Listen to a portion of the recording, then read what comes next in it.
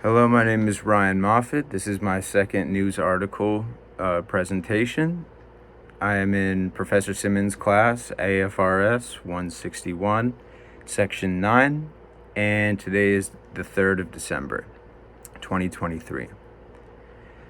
The Second Amendment has been a topic of recent debate among state governments across the nation due to the increase of public shootings and the lack of gun control around the matter.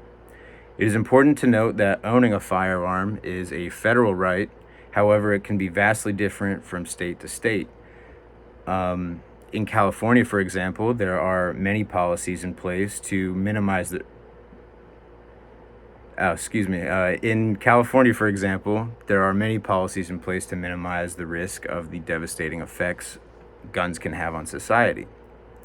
Recently, Governor Newsom signed off on a few new gun safety measures that will hopefully strengthen the overall safety of California's communities.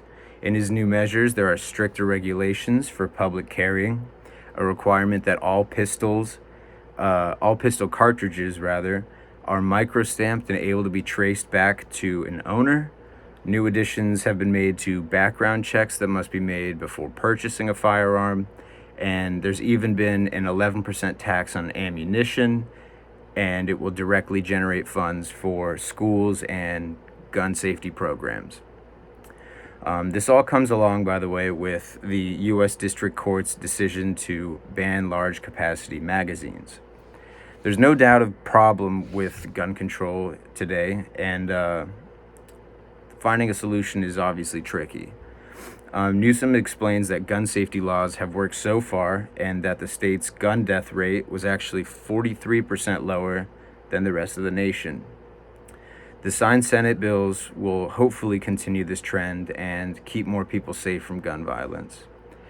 I'm personally completely on board with this policy because I feel that they don't really inhibit the Second Amendment, and there's really a need for gun control today, especially with everything going on.